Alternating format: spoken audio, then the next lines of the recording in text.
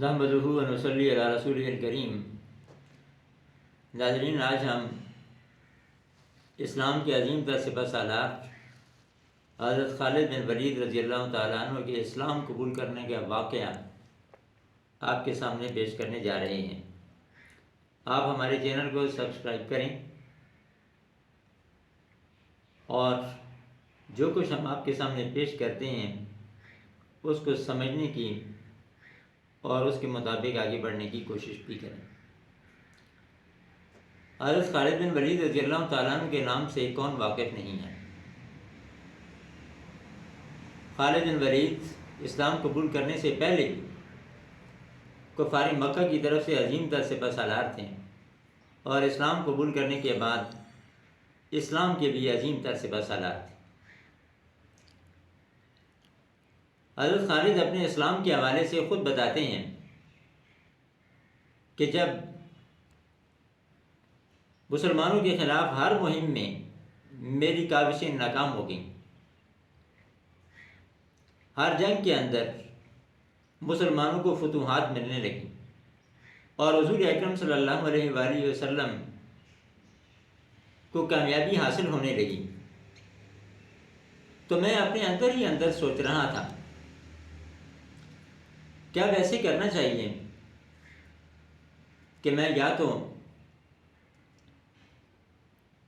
قیصر کے پاس چلا جاؤں اور وہاں پہ عیسائی یا یہودی بن کر اہل عجم کے ماتحت ہو کر زندگی گزارتا رہوں،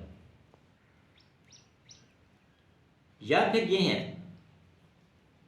کہ میں غیب کے فیصلے کا انتظار کروں، میرے لیے جو فیصلہ ہوتا ہے مجھے وہ قبول ہوگا۔ اور صلح حدیبیہ کے بعد تو حالات نے ایک اور کروٹ لے لی تھی۔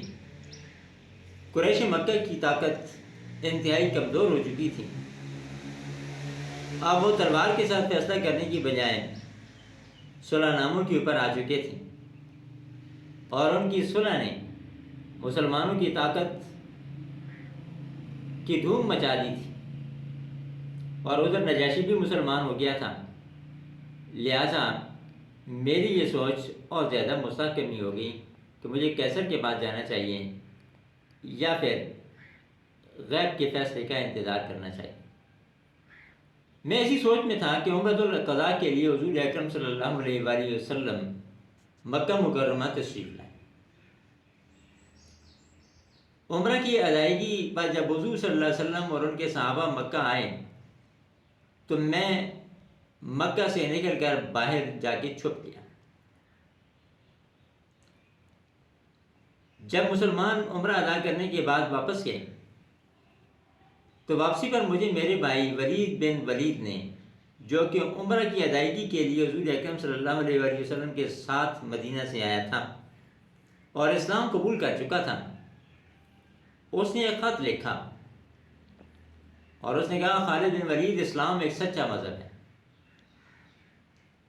آپ کو کس چیز نے اسلام کی سچائی کو تسلیم کرنے سے روک رکھا ہے؟ آپ جیسے عقل مند آدمی کو اسلام تسلیم کر لینا چاہیے۔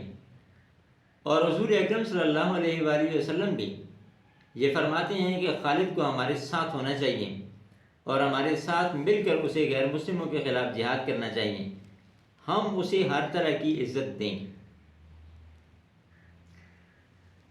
اس کے بعد میں نے فیصلہ کیا کہ میں مدینہ طیبہ کی طرف ہجرت کرتا ہوں۔ چنانچہ اس ہجرت کے کام کی تکمیل کے لیے میں اکرمہ بن ابی جہل سے ملا، صفوان سے ملا، عثمان بن طلحہ سے ملا اور ان کے ساتھ مشاورت کی اور انہیں بھی دعوت دی کہ آپ بھی میرے ساتھ اس سفر پہ نکلیں۔ عثمان بن طلحہ میرے ساتھ نکلنے کے لیے تیار ہو گیا۔ ہم نے مشورہ کیا کہ بطن یاجج کے اندر ہم دونوں اکٹھے ہوں گے۔ چنانچہ میں بھی نکلا، بطن یاجج میں گیا اور عثمان بن طلحہ بھی وہیں پہ آ گیا۔ ہم نے رس صبح اپنے سفر کا آغاز کیا۔ راستہ میں حضرت عمرو بن عاص رضی اللہ تعالیٰ عنہ بھی ہمارے ساتھ مل گئے۔ دعا سلام کے بعد معلوم ہوا کہ وہ بھی ہجرت کر کے مدینہ طیبہ جا رہے ہیں، اور اسلام قبول کرنا چاہتے ہیں۔ ہم تینوں سفر پہ تھے۔ اللہ تبارک و تعالیٰ نے حضور اکرم صلی اللہ علیہ وآلہ وسلم کو ان کے اسلام کے حوالے سے وحی کے ذریعے سے آگاہ کر دیا۔ حضور اکرم صلی اللہ علیہ وآلہ وسلم نے صحابہ کرام کو مدینہ طیبہ میں ارشاد فرمایا کہ لو صحابہ، قریش مکہ نے اپنے جگر پارے آپ کے حوالے کر دیے۔ جب یہ تینوں صحابہ کرام جنہوں نے ابھی دل کے اندر تو اسلام رچ گیا تھا، لیکن باقاعدہ طور پہ حضور صلی اللہ علیہ وسلم کے سامنے پیش ہو کر انہوں نے بھی اسلام قبول کرنا تھا، یہ تینوں شخصیات جب مدینہ کے قریب پہنچی تو وہاں پہ انہوں نے پڑاؤ کیا، کپڑے تبدیل کیے اور پھر مدینہ کا سفر شروع کیا۔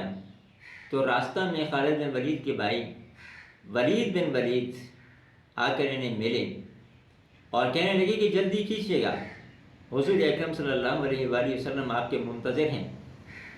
تو خالد فرماتے ہیں کہ مدینہ پہنچ کر سب سے پہلے میں حضور اکرم صلی اللہ علیہ وآلہ وسلم کے سامنے پیش ہوا۔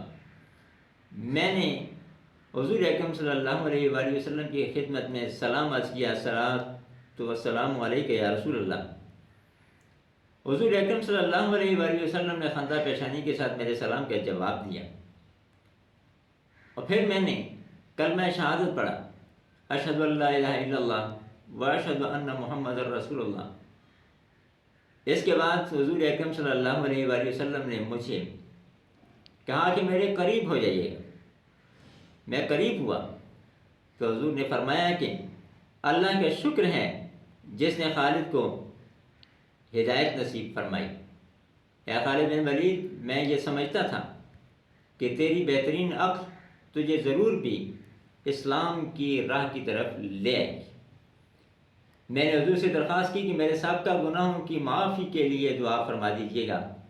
تو حضور اکرم صلی اللہ علیہ وآلہ وسلم نے ارشاد فرمایا، الاسلام یہدم ما کان قبلہ، اور پھر ارشاد فرمایا، اے اللہ، اس سے پہلے خالد بن ولید نے اسلام کی راہ روکنے کے لیے جو کچھ بھی کیا وہ سب کو معاف فرما دیجیے گا۔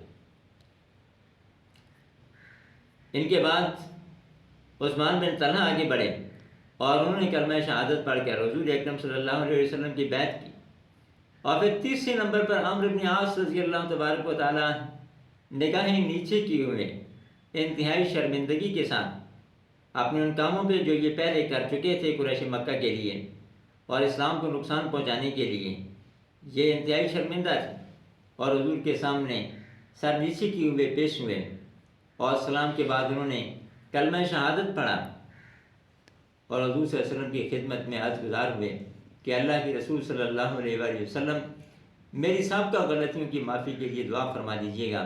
تو حضور اکرم صلی اللہ علیہ وسلم نے ارشاد فرمایا، الاسلام یہدم ما کان قبلہ